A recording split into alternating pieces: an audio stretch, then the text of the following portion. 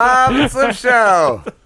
Hey guys, it's Jeremy from Bell to Bell. What's happening? Jeremy from Bell to Bell with Bobby Blaze. How are you, my friend? I am fair to middling. How about you guys? Pretty good. Pretty as good as it gets. As good as it gets, well, my there friend. You go. The only way to get better is with a cold beer and a stripper, right? Always. That's facts. That's facts. For sure. I think it's been a while since we talked. We've had Bobby on over the years, and at one point you guys had ended the show, and just the fact that you came back, I was like, "That's great. That's great." Oh, thank you. Yeah, it was man, there was a lot of shit going on. Bobby hadn't been feeling well. I'd had a heart attack. Was going through a divorce. Was just like my life started to look like a Greek tragedy. And then on top of that, like our third leg was this guy named Tex, who was kind of friendly with us, but he was running our YouTube page. His wife passed away. A couple months later, he got sick and passed away. So it was just like shit was getting yanked out from under us. Yeah. So and we gotta reevaluate. I was kind of rolling along, starting to get used to it. In January of 2020, New Year's night, New Year's Eve, spent the night with a young lady in Monterey, did the shit you do in a hotel room with a woman, HBO, room service, all that shit, right? Get up in the morning, go to get iced tea. I hear everybody else getting room service and HBO in the morning. I'm just like, this is going to be a great fucking year, man. Everybody's getting laid. It's only 6:30 in the morning. And then March rolls around and we're in a fucking pandemic. So yeah, just a fucked up, period of time. But yeah, that went on long enough. And then somebody said, "Hey, Bobby and Jeremy, you guys should do like an episode, just one." So I get a hold of Bobby. I'm like, "Hey, what do you think?" He's like, "Fuck it, let's just start the show back up." I'm like, "All right, fuck, let's go." Yes, I love it. Yeah, man. I don't know. I don't know if it's ever gonna like calm down at this point. We got we got new waves. We got new strains. I don't know. We got planet devouring Transformers. Yeah, we got Unicron. Yeah, that's that. I couldn't come up with that fucker's name the other day, and I'm like, the Transformers guy, Omicron. You know the guy. Orson Welles is voice him. You know the guy I'm talking about, right? That's what I want. Like a huge planet that we gotta fight. Oh yeah. Well, yeah. I'm kind of tired of this pissy ass shit. If it's gonna be the end of the world, guys, let's fucking roll into it. Aliens, zombies, bring it all. You could tell the scientists or whoever that are naming the strains are bored too, because they're like, let's just call this one Omicron. But I had a woman the other day. I was out. Congratulations. I was out and about. Yeah, not that kind of woman. But she shooed me away. She brushed me away with her hand, and I was like, and she's like, "You don't have a mask on. You gotta get away from me." And I was like, "Well, neither do most of the people shopping at this place. Like, I don't know. If you're that much of a risk, don't go out. If you're that paranoid where you're gonna shoo somebody away, like, don't go out. I don't know what to tell you." I don't know if she was wearing a mask or not, but I know here we're one of those towns where like you can pry my virus away from my cold dead hands, and one of those places.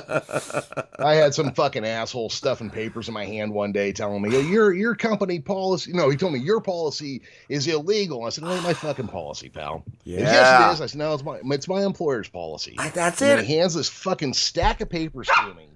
Like he's the guy who figured out how to make it illegal to make you wear a mask. Yeah. He goes, "Well, pass this on." And I said, "Get fucking lost." And I threw him away. Seriously. No, I got a new puppy. So I was going to say, you got an angry dog there. Is that Cow Dog? That is Cow Dog. I love Cow Dog. I was going to ask if he or she was present tonight. Well, obviously Cow Dog is a girl's name. Yeah. Yes. Duh, Slim. Oh. What kind of pup is Cow Dog? She is a Queensland healer. She's an actual cow dog, Okay. You remember the dog from the Road Warrior? Yes. Okay, same kind of dog. Nice. Australian cattle dog. Oh, yes. So she's got a temper. She doesn't like to be ignored when I'm on the phone or recording an episode. Typical woman, Yes. but lovable nonetheless. I loved your latest episode with Cow Dog. Where she filled in for Bobby for a few minutes. Yeah. No shit. So I hear you guys are wrapping it up, huh? Yeah. Yeah, dude. It's been a run. It's been quite the event, but dude, it's exhausting. Yeah. It's a lot. Yeah. I know exactly what you mean, because there are days where our writing is minimal. Like, pro wrestling is scripted, but our show about pro wrestling is not. We just fucking roll in with our theme and go. Yeah. And even then, I'm like, I still got to do some research, and I don't fucking feel like it. Yeah. I want to sit here, I want to drink a beer, play a fucking video game, and then browse like incest porn or something for a while. Dude. Jeremy, I decided that 8 years ago. We're still doing this podcast. we just took a month off, and I'm just like, oh my god, that break was not long enough. Like, it's just, yeah. But then we get on and we do it. Like, it's weird. Yeah. It's weird, and it's great to do, but like the whole process of doing it, it's like, oh my god, I need a break from it.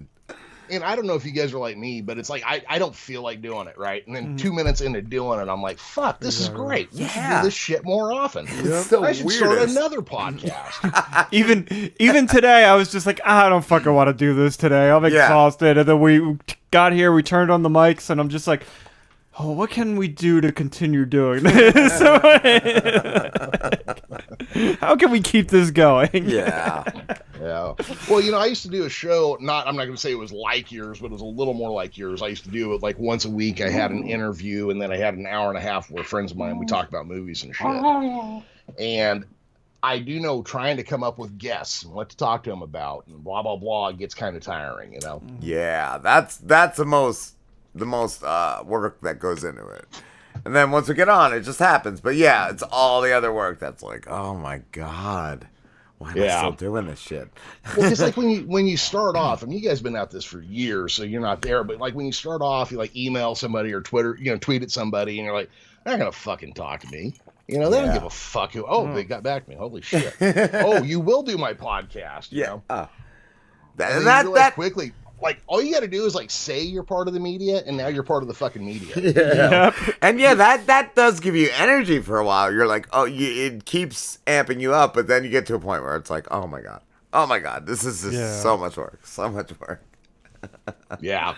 No, I know. I understand exactly how you feel. So what do you guys think? Are you going to stop completely and try to come up with another show? What do you think? No other show, but like I feel like we'll pop up here and there. Yeah. I feel like every now and then there'll be something that happens. The only thing we might do different once in a while is like we like to do movie shows, so you might see more of those pop up more often where we just like get together, drink, and watch a movie and record it. So that's something we'll probably do a little more of, but other than that, it's, I don't think we're going to recreate something or try to do something different. It'd just be, like Rob said, we'll meet up, do a couple of interviews or whatever, but not something so consistent and so big at the level that we do it right now. Yeah.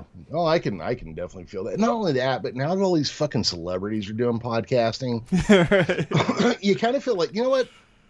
Get the fuck out of my yard. Yeah. Right. Dude, we've been here. We're an OG. Your fucking shit over there and, leave us the fuck alone. Yeah. It's kind of like when nerd movies got to be a big deal. And I'm like, fuck, man, I used to get beat up for watching Star Trek. What the fuck are you guys doing in this line, Yes. It's got to be a lot with you guys, too. Like the top tens, like the list. Like, that's got to be a lot of things to come up with. And trying not to repeat yourself. Yes. Especially since, and I'm sure you guys have caught on this, your best jokes are ones you've told 10,000 times. Yeah.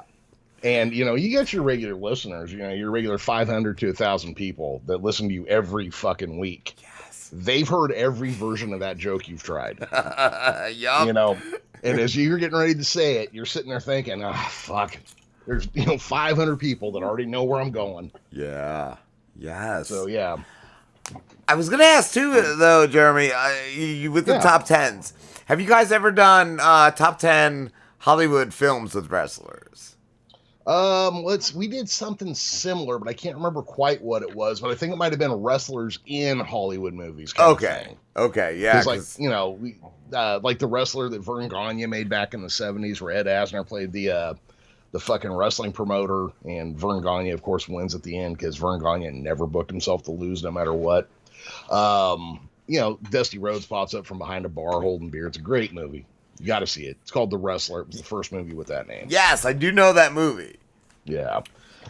We've done that. You know what? Here's the thing. So I've got a little bit of a drinking problem, and I'm getting close to 50 now, right? So yeah. I don't remember shit. So I'll pitch an episode like, hey, we should do top 10 this. And Bobby's like, hey, Jeremy, we did that like a year ago. Wow. Just the fact that Bobby's the one that's like, all together with that. Like, that's great. That's great. Well, oh my God. We talked about cleaning the show up a few times, trying to reach a bigger audience, because then we could go clean on Apple, Yeah. And I always thought Bobby dropping the F-bombs was like the offensive thing. And then he pointed out to me that I say goddamn every other sentence, and our big audience is in the South. And I'm like, oh, I am the offensive one. Oops. Yeah, I don't know. My chagrin. I don't even think we could ever clean it up. Like, no. We wouldn't have fun. We could do a clean interview, but yeah, like for the most part, like F is the every other word. Like, we had Ron Fuller on. We didn't cuss during that. Stuff like that. Yes. But I watch. Like, my job when we have a guest is I try to say as little as possible about anything. And just let Bobby, because he's the wrestler. He's the guy that knows this shit. You run, man. Dude, he's just amazing. Like, every time we talk to him, and we talk to him so many times, it's like, oh my God, I want to talk to him for hours more. Yeah. Like, he's just he's a treasure trove of everything amazing. Well, we started our show based on, I had him on as an author on Geekish Cast. And then when we got done, I was like, hey, I'm going to have you back on, but let's talk wrestling. And then like a few months later, I called him, because we fucking like talked for 5 hours that day. Yeah. I called him and I'm like, hey, what do you say we just start a show? Yeah. And the rest is history, Yeah. It doesn't matter. Like, anything I bring up, I'm like, I don't even know if he's going to have anything to say, but he has everything to say about that. It's like cool. Yeah. So cool. Yeah, movies, music, whatever you want to talk about, he's there. He can do. You throw fucking 30 minutes of Godzilla at him, and he can roll with it. So what I thought was really cool is that we had Bobby on one day, and then I had an old PlayStation 1 emulator. Not an old emulator, but I had like one of those PlayStation Classics, and I hacked it, put all these games on, and I grew up playing a lot of those wrestling games when I was a kid. So I was playing WCW Thunder. And I put in the code to unlock all these characters and all these crazy, like, there's a starfish man and an astronaut. And I messaged Rob. I'm like, there's no Bobby Blaze in this. There's every other wrestler that's been in WCW and this astronaut. And he was in Mayhem, I think. I think he was. That's what he told us. So So after I had brought that up to Rob, the most recent time we interviewed Bobby, Rob had brought up the video games, and it was just really cool talking to him about all the wrestling games from the 90s and everything he got to do that was involved with it. It was just like, wow. He's actually got some really fun stories about when they were making that game. They were up in Vancouver. Yes. I think it was Mayhem, yeah. And it was him, Bobby Eaton, and Lash LaRue or Lodi or somebody. Hey, dummy, shut up. She's not a big fan of Lash LaRue. But so it was they played every character in the game, and they just did other people's moves. And I was like, Bobby, please tell me you talked Bobby Eaton into letting you do his moves because you could do them better. Please tell me you at least said that. He's like, no, man, I didn't. That's great. Oh man, Jeremy, are you a fan of modern wrestling like WWE or? Okay, so no. Matter of fact, I have only accidentally watched WWE since 2002. My kids used to watch it. That's what it is.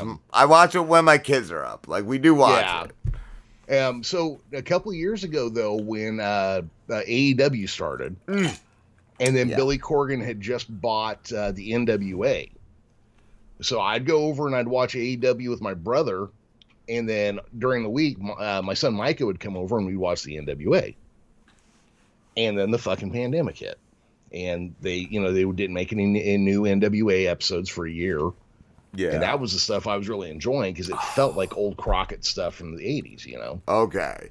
Yeah, because like my kids, we watch it, and there's some people I like, but I let them watch the Hell in the Cell from McFoley and Undertaker, and they're like, "Oh my God, Daddy, why isn't wrestling still like this?" And I'm like, "Just because they can't do this anymore, but this is how it was, like all the time." What you need to do, kids, come here. I'm going to show you this guy named New Jack, and he's going to kill a guy in the ring. So just sit and watch, okay? Yeah, but I mean, there's some people I like. Some of them make me laugh, like Kevin Owens, and I don't know. Some of the guys are good as far as moves go, but there's nothing like it was back in the day. No, man, there's no Macho Man. There's no like modern version of Ric Flair or Rick Rude or any of those guys. Yeah. The other thing is, you guys probably didn't watch it because it's kind of a deep cut, but back in Dallas back in the day, there was the Von Erich family, right? And there was the dad who ran the promotion, and then his sons, who were all these big fucking bohunk, handsome fucking dudes from Texas, football stars in Dallas. Everybody knew the family. And you watch their wrestling matches, dude, that audience is 75% chicks. Wow. You watch a wrestling match now, and it looks like the fucking Geek Squad room at Best Buy. Yeah. Yes. You watch the guys in the ring, and I'm not against younger, dorky, smaller dudes wrestling. Cool for you, good for you. Try it out. Yeah. But fucking Rick Rude used to be able to knock a grown man to the ground with an open hand slap in real life. Yes. Nobody in the ring can really do that these days, And have babes galore. Oh yeah. Yeah. I don't know. Yeah. Well, that's the other thing. It's like maybe the chicks back then weren't as hot. But it's because they weren't fucking phony ass models that they hired based on their looks, Yeah. And I'm not saying hot chicks can't wrestle. They certainly can. I think Sasha Banks, I've seen some of her matches. She's a fucking badass. Yeah. And she's a babe. Mickie James, I'd watch her wrestle a phone book. Yeah. I'd pay to watch her wrestle a phone book, honestly. But I digress. I'm not saying they can't. I'm just saying that, it just looks fucking phonier than ever, Yeah. Yeah. I don't know. I don't think it'll ever be like it used to be. You know what? I think it could be. You got to get more people in there doing stuff. You can't just have one old fucker running it for 30 years straight with no competition. Yeah. What does Vince do? Does he have a deal with the devil? Like what's going on there? Oh, what's I don't know because I don't know anybody that works there. Blah blah blah blah blah. But yeah, I keep hearing fucking talk. Like if you watch his show now, it's like they're trying to redo Raw from the 90s and the shitty period when like Ahmed Johnson was the big name, Yeah. And it's bad comedy writing and it just sucks. And what they're doing is they're playing to Vince and nothing else. They're not playing to the audience. They're not trying to get anybody over. They're just doing what makes them happy. And it's showing, People are leaving. They're firing people left and right. I bought a couple pieces of stock in that company a little while back, and then a friend of mine reminded me. I said I'd never put a fucking dollar in their pocket in any way. And when I sold my stock off, I read their prospectus on the investment side. Right, the word wrestling isn't in their job or isn't in their business description at all, besides their name. Wow. It talks about television product. It talks about character licensing. It talks about all this other stuff, but it never once says wrestling. Wow. And that tells you everything you need to know. Yes. Wow. Yeah. But and the other thing is, you ever notice how George Orwell's the language of pro wrestling? They're not wrestlers. They're superstars. Yeah. It's not a championship. It's a title opportunity. It's just it's not wrestling, it's sports entertainment. Sports entertainment. There you go right there. That fucking word gives me the shits every time I hear it. Just, I still refer to it as WWF. I don't know. I don't think anyone else does. It was the WWF the majority of the time I gave a shit about it. So, I got to stop myself sometimes. Yeah.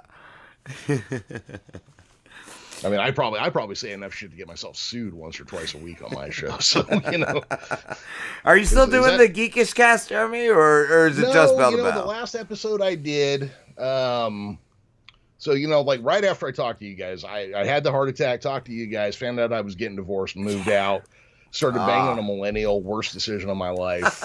And then, I was like, okay, I'm kind of getting my shit back together.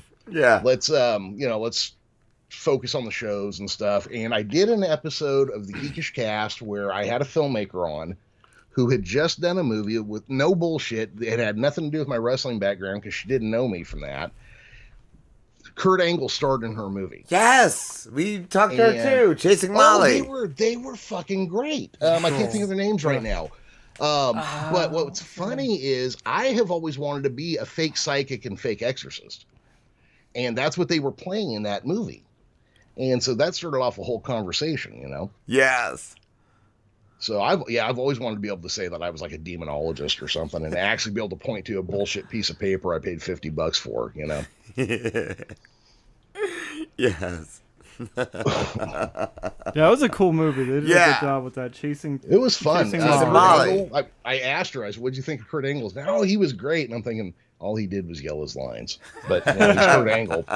He's Kurt Angle and fucking won the Olympics while he had a broken neck, so he could cripple you if you say that. So don't say shit.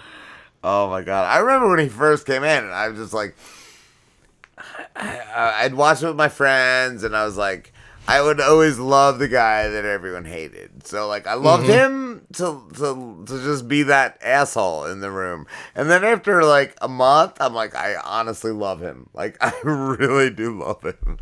A dude's probably one of the most legit people in all of pro wrestling. Yeah. He's probably like one of the most fucking legit guys in there. Like Bob Roop, him, a handful of other guys, Yeah. I don't know if you saw it, but did you know Kurt Angle started with ECW? Yes, I did know that, and I know he battled like hardcore addiction, like. Well, so what happened was he comes up on the show, and during the episode, Raven crucifies Tommy Dreamer, and Kurt Angle tells them, if you put my fucking picture on TV or tell anybody I was here, I will sue your ass. And he quit and walked out. Wow. Yeah. Wow. That's God, ECW was great back in the day. Yeah. Where's Cow Dog, Jeremy?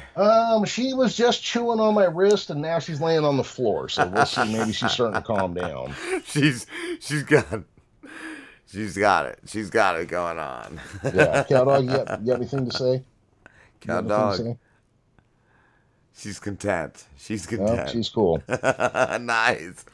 When can you tell us when the next show will be? Well, it'll be Sunday. Okay. Yeah. Cool. Oh, I'm sorry. No, we'll record it Sunday. We'll release it Tuesday midnight. So right as Tuesday starts, the new episode will be out. And it's going to be about the year 1979. Ooh. What was going on in pro wrestling and pop culture that year. Cool. Did Bobby pick that, or did you? It's one of those things we have sitting in the background because, like last year, we did 1978 for Thanksgiving.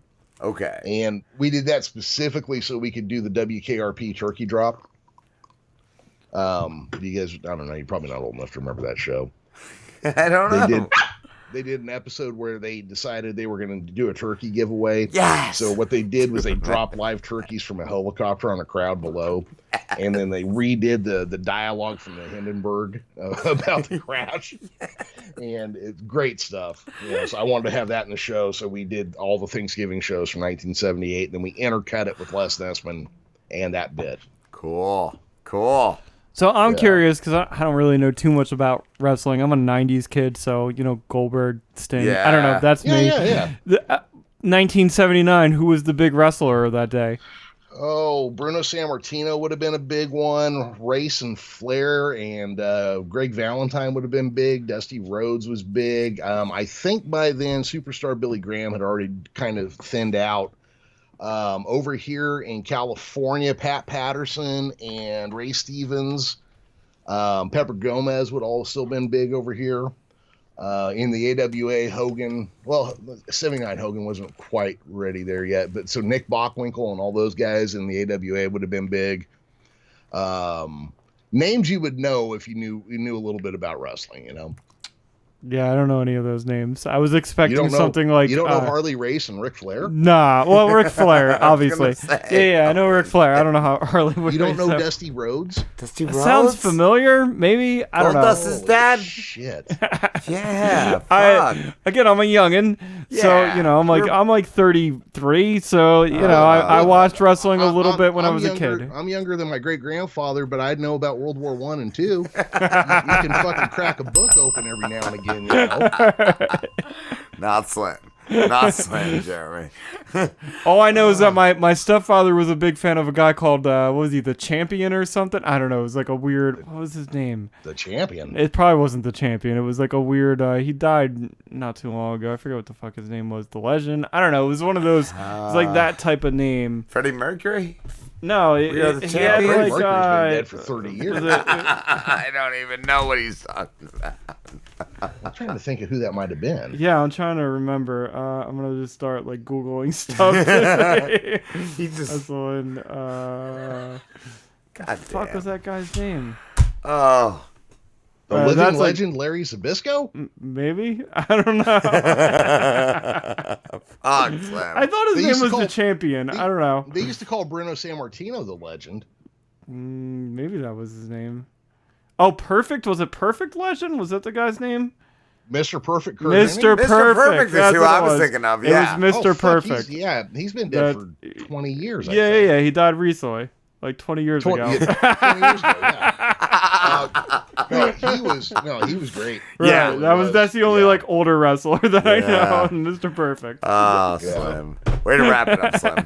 Jeremy, it's been a blast. It's always great talking to you, dude. Well, guys, I'm glad you made time to have me on because I definitely wanted to chat with you one more time before you rode off into the sunset and all that horse shit. Yeah. All that happy horse shit. Where can everybody find you? You can find me, well, if you go to Facebook, Bell to Bell with Bobby Blaze, you can find us there. If you go to belltobellblaze.com, that's our website, find us there. You can find me on Twitter at TheGeekishCast. That's pretty much the best place. If you want to interact with me, that's the best place to do it. Cool. And may I suggest an Instagram account for just Cowdog? For Cowdog? Yeah. My Greyhound Ollie used to have his own page. Oh, so that's cool. I could probably come up with one for Cowdog if I could get her to hold still and not bite me long enough to let me photograph her. Yeah. Nice. Thanks for talking to us, dude. Thanks for having me on, guys. Best of luck whatever you do next, and thanks for having me. And cheers. Cheers, my friend. Keep on rocking.